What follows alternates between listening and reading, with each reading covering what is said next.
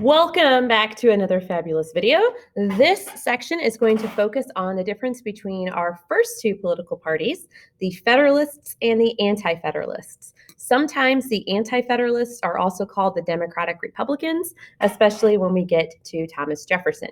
So one quick reminder, as you guys are taking notes on this video, please remember to actually take notes on what I'm saying and what you see on the screen. If you just write down the outline, that's not going to help you in your notes at all. So let's start off with the Federalists. So the Federalist Party pops up in response to the drafting of the Constitution. Okay, so if you remember in our last video, we talked about some compromises that were made during the Constitutional Convention.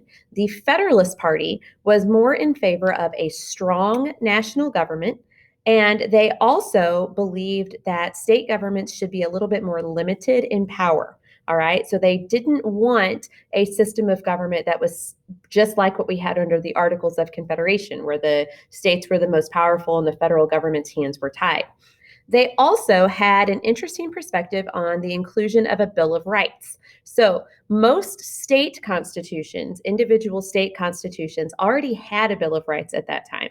So the Federalist Party didn't want to include a national Bill of Rights in our Constitution because, one, they thought it was unnecessary because the states already had it, and two, they thought it might be dangerous because they thought that if you write down the rights that people have, you might unintentionally limit the rights of the people because someone years down the road could come up and say, well, that specific right wasn't listed, therefore you don't have it. So it's not that they didn't want to give people rights, they just didn't necessarily want to write that down and include it in the Constitution. So again, the Federalist Party thought that the central government should be the most powerful, and the state government should kind of fall in line. And some popular Federalists were John Adams and Alexander Hamilton.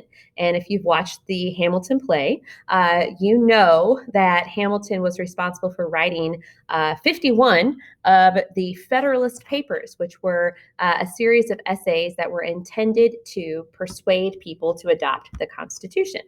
So then the Anti-Federalists are pretty much the opposite of the Federalists, right?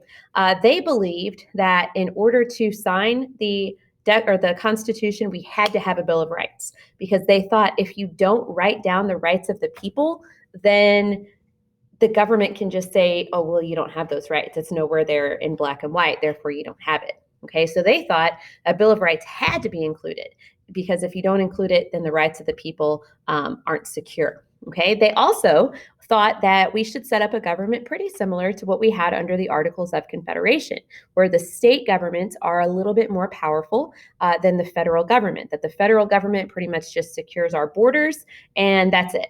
Everything else is left to the states. So some popular anti-federalists were, of course, Thomas Jefferson, George Mason, and in the theme of the Constitutional Convention, we had to have some sort of a compromise. So the Federalist Party compromised and said, you know what? Fine, we will have a Bill of Rights. However, the Bill of Rights has to include kind of like a disclaimer, like the fine print. So what happens if we don't think of all of the rights that we want people to have? Well, they inserted the Ninth Amendment, and the Ninth Amendment is called the Unenumerated Rights Amendment. So it tells us that just because a right isn't listed in the Constitution doesn't mean that you don't have it, okay?